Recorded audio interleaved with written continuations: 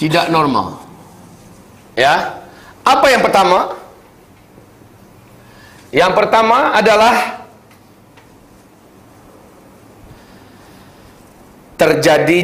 terasa ada penghalang dalam kehidupan kita. Terasa ada penghalang dalam kehidupan kita. Ada dinding penghalang dalam kehidupan kita. Penghalang dalam kehidupan.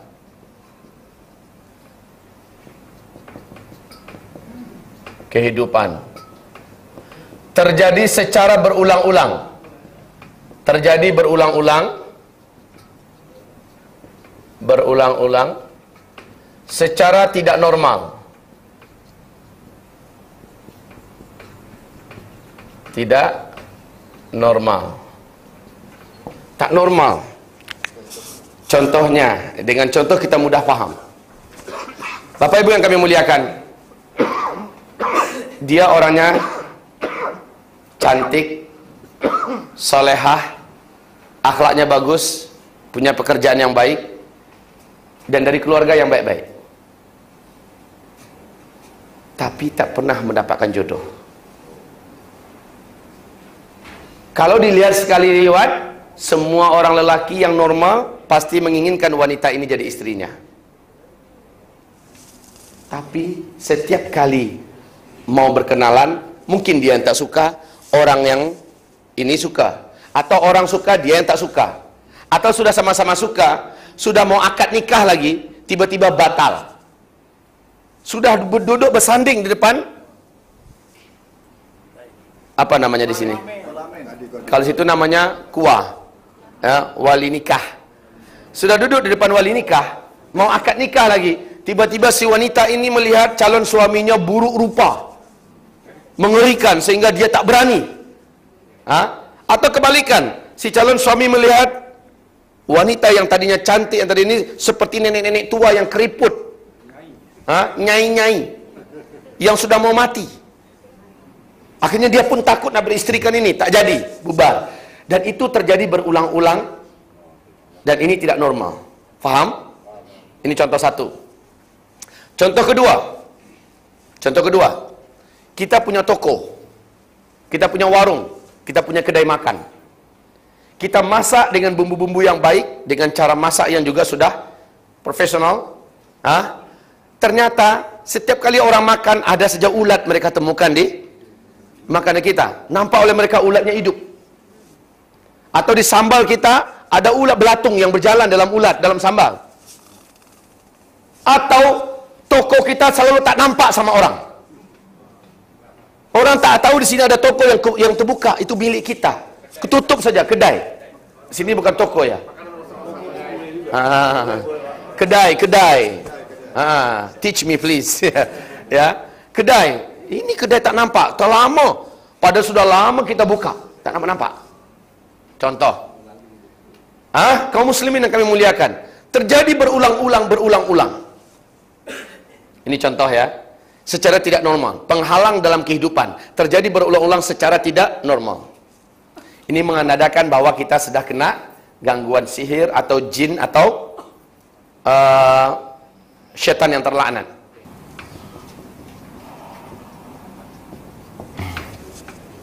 Apa contohnya mental yang tidak normal? Contoh, dulu dia tak macam tu. Sekarang kenapa ketika dia emosi, dia tak mampu mengendalikan dirinya? Tahu-tahu ketika dia tersedar, rumah sudah banyak yang berantakan, piring-piring dah pecah, istrinya dah patah-patah di sudut ruangan. Ada bu, macam tu. Kami punya jamaah di Jakarta, istrinya cantik sekali, tapi jadi tempat belasah. Ketika suaminya ni marah, istrinya habis-habisan. Tahu-tahu dah patah sininya, tahu-tahu sudah terkilir. Ya Allah kasihan, ini dah bawa belur. Istrinya cantik, cerdas. Sang suami adalah direktur di sebuah perusahaan. Tapi ketika dia marah, emosinya tak mampu dia tahan. Kaum muslimin, ini namanya mental yang tidak normal. Contoh di emosi. Padahal kata Rasulullah, bukanlah orang yang kuat, orang yang mampu mengalahkan orang lain di medan gulat, Tapi orang yang kuat adalah yang mampu menahan emosinya ketika dia sedang emosi. Berarti dia telah mengalahkan setan. Gitu ya. Dia telah mengalahkan setan. Ada isu yang tak sehat. Mereka mengatakan macam ni. Oh, kalau sedang emosi itu lakukan pelampiasan. Jangan ditahan-tahan, nanti sakit jantungnya. Nah, macam mana caranya? Ya jangan ke manusia, masukkan kepala ke dalam air, lalu teriak kuat-kuat. Oh! Atau pukullah sekuat-kuatnya. Pokoknya jangan dibiarkan tertahan dalam dada. Itu salah kaum muslimin. Salah besar. Sementara kata Rasulullah SAW, orang yang mampu menahan emosinya, dia adalah orang yang paling kuat. Kenapa? Dia telah mengalahkan setan. Menandakan ini perkara yang baik, menahan emosi. Coba buka Ali Imran, Al-Quran surah Ali Imran ayat 133, 134. Di ayat itu dijelaskan syarat menjadi penghuni surga Aden, yaitu wal kaziminal ghaiz. Orang-orang yang mampu menahan emosi, menahan amarah. Justru kita sangat dianjurkan menahan amarah, Pak. Ada cara-cara menahan amarah? Ada. Rasulullah mengajarkan cara-caranya. Nanti silakan tanya tuan-tuan guru kita, tanyakan sama ulama-ulama kita bagaimana adab-adab dalam Islam menahan emosi. Jadi emosi itu jangan diperturutkan. Oke, itu satu contoh mental. Mental yang lain apa? Penakut yang terlalu-lalu. Sangat keterlaluan penakutnya. Di rumah sendiri tak boleh ditinggalkan suami. Dia pegang terus tangan suaminya.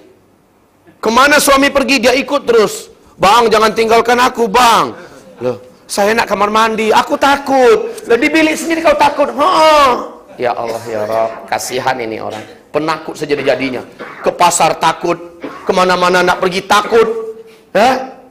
Seorang diri di siang hari takut terus, dia tak tahu apa yang dia takutkan, takut terus. Ini namanya mental yang tidak normal. Atau contoh mental yang tidak normal lainnya, laki-laki tak suka pada wanita, dia suka kepada sesama laki-laki. Ini nama juga mental yang tidak normal. Gay, suka sama laki-laki. Wanita sukanya sama wanita. Atau wanita suka dengan pakaian-pakaian dan style serta gaya-gaya laki-laki. Kami menyebutnya tomboy. Sama. Oh, sama sudah. Tomboy, ini tak normal. Ada beberapa orang yang telah diruqyah, dia kembali kepada fitrahnya. Kenapa? Syaitan yang terlaknat membuat dia menjadi orang yang tak normal. Syaitan yang terlaknat membuat dia menjadi orang yang tak normal. Mental yang tidak normal ini, ibarat Allah yang kami muliakan, dapat dirubah biiznillah ta'ala. Dengan apa? Kalau awal-awalnya silahkan diruqyah dulu, berikutnya baru diberikan nasihat, ya. Usir dulu jin dan syaitan membuat dia. Jadi ada juga bangsa jin syaitan itu yang lesbian, yang gay. Dia masuk ke tubuh seseorang, maka orang itu diarahkannya seperti dirinya. Sehingga dia mendadak saja jadi suka dengan sesama jenis. Dia dulu tak macam tu. Masya Allah, lalu lama-kelamaan sang setan ini menguasai dia, lalu dia berubahlah. Mental yang tidak normal. Ini dia, sedih yang keterlaluan, minder yang tidak bisa yang tak masuk akal. Minder tahu Pak? Dia sudah tak masuk akal lagi. Dia dalam bilik saja, merasa tak percaya diri nak ke mana-mana, dan seterusnya. Ya, baik. Yang keempat, menandakan orang ini mengalami gangguan, ya, yaitu mimpi-mimpi buruk yang terjadi berulang-ulang. Mimpi-mimpi buruk terjadinya berulang-ulang, terjadi berulang-ulang.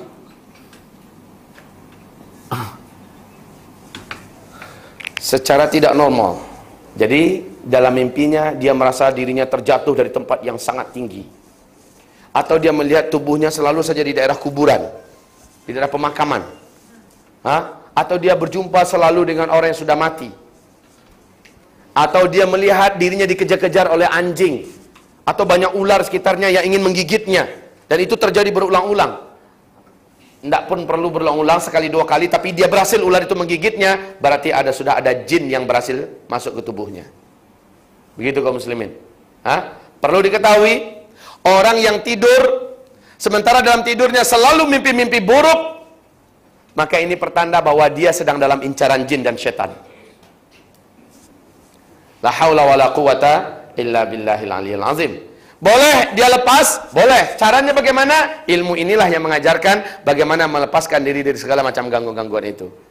Kita masuk pada pembahasan tazkiyatun nafas kita berikutnya, yaitu kenapa kita diganggu oleh jin.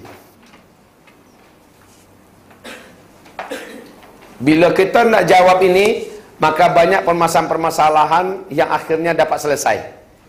Bila kita boleh jawab ini, kenapa kita diganggu oleh jin? Kenapa syaitan mengganggu manusia? Iblis, syaitan, jin. Satu bangsa, seluruhnya adalah bangsa jin. Iblis, jin, syaitan, jin, jin ya jin. Makhluk bernyawa yang punya akal dan diwajibkan ibadah ada 3 saja yang Allah ciptakan. Yang pertama, malaikat. Ini yang pertama kali diciptakan. Yang nomor 2 diciptakan adalah jin. Yang nomor 3 diciptakan adalah manusia. Nah ya, Bapak Ibu yang kami muliakan, malaikat tak payahlah kita uraikan saat ini. Manusia juga kitalah orangnya. Adapun yang 3 benda ini makhluk Allah, jin seluruhnya. Hanya saja iblis adalah jin yang sangat soleh dan taat sebelum Adam diciptakan. Namanya disebut oleh Al-Hafiz Ibnu Katsir dalam kitab tafsirnya Azazil. Ini nama aslinya ya, nama awalnya adalah Azazil. Dia jin, soleh sekali. Dia alim dan taat. Sayangnya, ketika Adam diciptakan oleh Allah Subhanahu wa taala, si Azazil ini merasa iri hati dan dengki. Kenapa? Adam Allah lebihkan ilmu, sementara ilmunya tak seberapa. Saat Allah perintahkan agar seluruh malaikat dan si Azazil yang ditingkatkan levelnya selevel dengan para malaikat juga disuruh sujud kepada Adam, Azazil termasuk yang tidak mau sujud. Sehingga Allah memberikan nama baru kepadanya, yakni iblis. Ya, lihat dalam tafsir Ibnu Katsir tentang siapa sesungguhnya iblis ini. Nah, kaum muslimin, dia minta kepada Allah diberikan beberapa hak istimewa.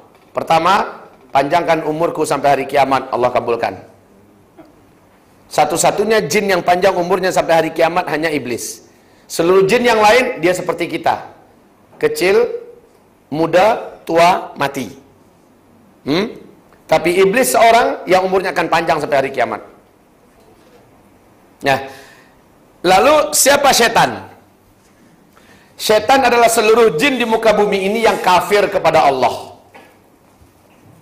Bukan hanya sekedar kafir, tapi dia langsung bergabung kepada kerajaan iblis, berbaiat, bersumpah setia dengan iblis, dan menjadi bala tentara iblis. Ini setan. Kerjanya sama dengan apa yang diperintah oleh iblis, memperbanyak calon penghuni penduduk neraka dari kalangan anak cucu Adam. Ya. Yang ketiga, nah jin ini siapa? Jin ini adalah jin, tetapi dia biasanya tidak menjadi setan. Kapan jin menjadi setan? Kalau dia kafir kepada Allah dan berbaiat kepada iblis, baru jadi setan. Ya. Nah, kaum muslimin, jin ini takut pada setan. Jin takut pada setan. Kenapa takut? Karena setan diberi perangkat kekuatan oleh iblis yang tidak ada pada jin-jin biasanya. Kalau kita ibaratkan dengan kita manusia, kita ini adalah masyarakat sipil. Sama bahasa kita sipil? Apa ya? Rakyat awam lah.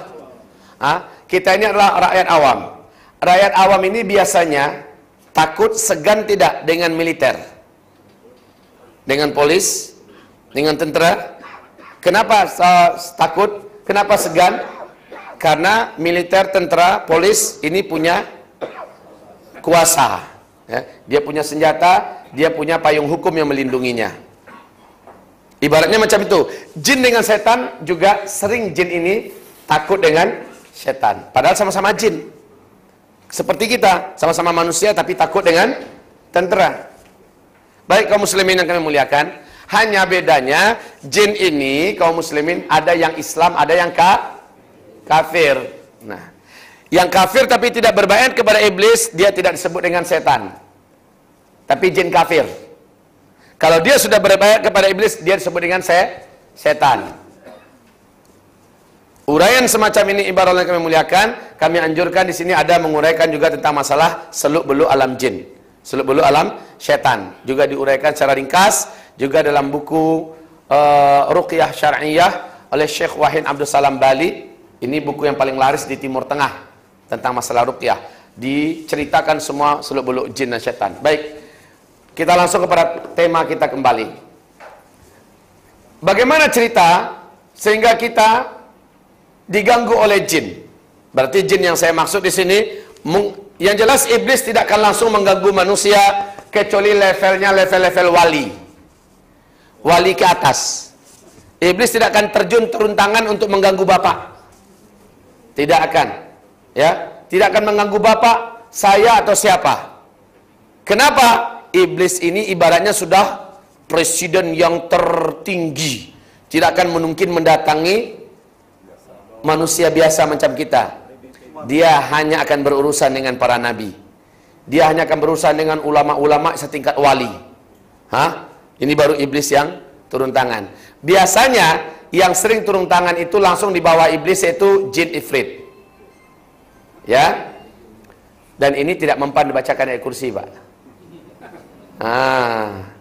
Tidak mempan, kecuali kalau yang membacanya adalah seorang wali Allah. Kalau jin ifrit, kita yang membaca, Pak, ketawa dia. Sambil kita baca ayat kursi kan, apa katanya? Baca terus. Tidak mempan, katanya. Ditertawakannya kita. Tidak mempan. Tapi sekali lagi, orang yang akan diganggu oleh jin ifrit juga bukan level-level Bapak Ibu. Level ulama yang akan diganggu oleh jin ifrit. Apa firman Allah dalam surah Yusuf? "Wa ma yu'minu aktsaruhum billahi illa wa hum musyrikun." Kebanyakan mereka beriman kepada Allah, tetapi mereka sambil mensyirikkan Allah. Ini saya khawatirnya Bapak Ibu. Syirik itu terbagi dua. Syirik terbagi dua. Yang pertama disebut dengan syirik akbar. Syirik akbar. Yang kedua disebut dengan syirik asghar. Kalau syirik akbar, pelakunya keluar dari Islam. Kalau dia meninggal dunia, dia dihukumi kafir oleh Allah. Allah menjelaskan itu dalam surat Al-Baqarah ada, di Al-Maidah ada. Dan dia kekal di neraka selama-lamanya, pelaku syirik akbar. Syirik asghar, dosa terbesar, tetapi pelakunya disepakati oleh para ulama tidak kafir. Kalau dia di akhirat nanti masuk neraka, dia pasti akan keluar dari neraka. Suatu ketika dia akan lepas dan keluar dari neraka. Ini penjelasan para ulama-ulama kita berkaitan dengan syirik asghar. Tapi ini dosa yang paling besar ya. Ada dosa yang paling besar, dia langsung keluar dari Islam. Kalau dia mati, dia kekal dalam neraka, yaitu syirik akbar. Ada yang syiriknya, dia pelaku dosa besar, tapi tidak kafir. Kalau dia masuk neraka, dia akan keluar lagi dari neraka dan masuk ke dalam surga. Ini kaum muslimin, syirik asghar contohnya apa? Riyah. Riyah. Beramal itu karena orang lain. Karena riyah. Contoh deh ya. Termasuk syirik asghar adalah dia merasa ujub pada dirinya sendiri. Termasuk syirik asghar yaitu dia bersumpah selain nama Allah. Demi langit dan bumi. Apa? Oh, blank. Ya, demi langit dan bumi. Demi ayahku. Demi bumi. demi tanah airku dan macam-macamnya. Itu termasuk syirik asghar. Kemudian kaum muslimin, yang macam syirik asghar ini banyak tidak umat Islam terjatuh dalam syirik asghar. Ini dia yang saya khawatirkan, Pak. Jin dan setan akan mengganggu kita kalau kita melakukan perbuatan syirik asghar ini. Syirik akbar yang keempat, yaitu disebut dengan syirik cinta. Waduh, apa ini syirik cinta? Syirkul mahabbah. Syirik cinta ini coba lihat Al-Quran surat Al-Baqarah ayat 165. Ada situ tentang masalah cinta. Bu, ibu mencintai suami kah? Pasti. Bagaimana kalau ibu tahu suami ibu berbagi cinta dengan yang lain?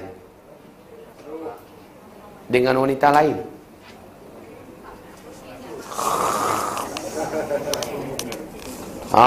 Ada semacam sesuatu yang remuk di sini ya. Ada semacam sesuatu yang hancur di sini. Betul tidak? Betul? Jangan malu-malu, Bu. Betul tidak? Betul. Pak, Bapak mencintai istri Bapak. Ketika Bapak tahu istri Bapak ternyata mencintai laki-laki lain, macam mana rasanya?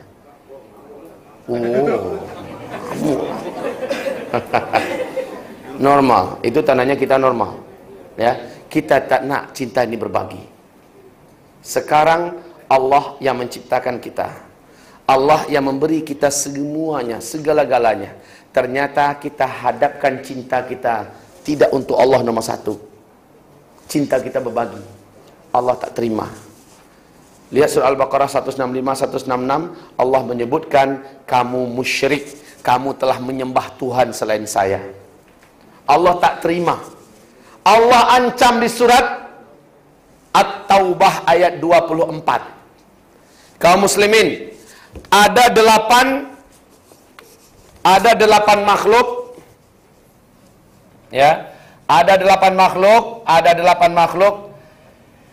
Yang kedelapan makhluk ini sering menjadi tandingan Allah dalam hal cinta kita. Ada 8 makhluk, yakni di surah At-Taubah ayat 24. Allah tidak ingin dirinya disekutukan dengan salah satu di antara yang 8 itu. Kalau muslimin kami muliakan, yang mana yang 8? Lihat Al-Qur'annya. Bawa Al-Qur'an tak?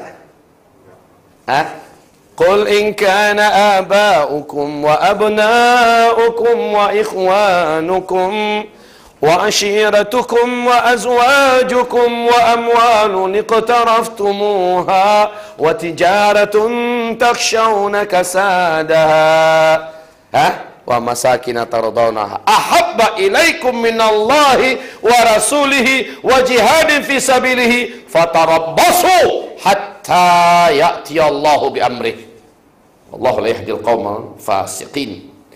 Allah katakan, kalau sempat yang 8 ini lebih kamu cintai dari Allah, kalau sempat yang 8 ini lebih kamu cintai daripada Rasulullah, kalau sempat yang 8 ini lebih kamu utamakan daripada agama Allah, awas, kata Allah, awas, saya akan azab kamu, saya akan azab kamu.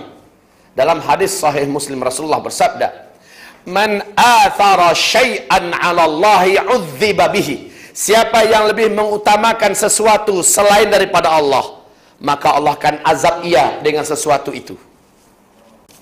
Harusnya macam mana?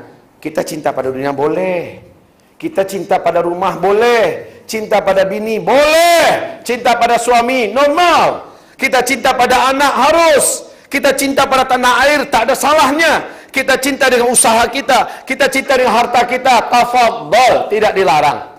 Tapi kalau sempat cinta ini tadi semua menjadikan kita berat untuk menjalankan perintah agama Allah, menjadikan kita mengutamakan benda-benda macam itu tadi, Allah tidak rela dia disekutukan. Itu disebut dengan syirik cinta. Disebut dengan syirik cinta. Imam Ahmad berkata, waman la ahad aghyar min Allah. Tidak ada yang lebih pencemburu melebihi Allah. Allah itu pencemburu. Kita dia yang ciptakan. Kita dia yang bagi rezeki. dia yang merawat. Ternyata kita memberikan cinta bukan padanya. Maka Allah tak rela, Allah tak terima. Dengan ini hamba-hamba Allah yang kami muliakan, syaitan melihat Allah murka. Tidak ada dosa yang lebih berat, tidak ada dosa yang lebih besar, tidak ada dosa yang paling tinggi melebihi dosa syirik. Setelah kafir, dosa yang terberat itu adalah syirik. Makanya kaum muslimin, kalau sempat kita melakukan perbuatan syirik, syaitan sudah luar biasa bahagianya. Karena berarti orang ini sudah pasti akan menjadi ahli neraka selama-lamanya. Yang perlu syaitan lakukan apa? Jangan sampai orang tersebut taubat. Kalau sempat dia taubat, maka seluruh dosanya sebesar apapun Allah putihkan, dan dia kembali menjadi hamba Allah yang baik. Coba Bu, bagaimana selama ini? Bagaimana kita selama ini memperlakukan keluarga kita? Ada tidak melebihi daripada perintah Allah dan perintah Rasulnya? Sehingga tega kita mempermainkan agama Allah demi kepentingan salah satu yang lapan. Atau mungkin saja kita pernah meminta kepada selain Allah, atau mungkin hidup kita untuk siapa sebenarnya, atau mungkin kita lebih mendengarkan dan mengikuti ajaran siapa, atau yang ini, salah satu syirik yang 8 ini, syirik yang 4 ini adalah pintu terbesar setan. Kalau orang sudah melakukan syirik besar, pasti setan di dalam badannya banyak, bukan 1 ekor lagi, Pak. Baik kaum muslimin, mereka sangat hobi melihat di mana lemahnya kita dengan sunnah. Siapa yang masuk WC tandas, siapa yang masuk tandas lavatory dan dia tidak baca doa Allahumma inni a'udzubika minal khubuthi wal khaba'ith, syaitan itu Pak Ibu makhluk porno, makhluk lucah ya, makhluk gatal. Bagi mereka kita nih macam bidadari Bu, kalau ibu-ibu, walaupun gigi kita macam nih, walaupun kulit kita kerepot apa bentuknya, bagi mereka kita ini tetap seksi, tetap menarik, dan mereka tetap tergila-gila dengan kita. Para jin-jin yang ada di sini jangan tersinggung ketika saya sampaikan ini. Saya menyampaikan Bu, bukan hanya manusia yang ikut dengar. Insya Allah ada malaikat juga yang bersama kita, dan ada juga jin-jin muslim yang ikut mendengarkan ilmu ini. Saya tak boleh lihatlah. Hanya saja demikian, ketika manusia memberikan ilmu, mesti ada jin-jin muslim yang ikut mendengarkan. Lah kaum muslimin, tapi jin muslim yang taat, dia tidak akan pernah mau mencampuri kehidupan manusia. Jin yang fasik, dia paling hobi tinggal dengan manusia untuk mengganggu manusia. Baik, hamba-hamba Allah yang kami muliakan, kita lanjutkan ya. Makanya kalau masuk WC, baca doa kaki kiri, Allahumma inni a'udzubika minal khubuthi wal khaba'ith. Kata Rasulullah, siapa yang membaca doa ini, Allah akan gaibkan kita dalam pandangan jin jantan dan jin perempuan. Kita tak nampak oleh mereka. Itu kenapa kalau kita masuk WC, masuk tandas, hendaknya dibacalah itu. Allahumma inni a'udzubika minal khubuthi wal khaba'ith.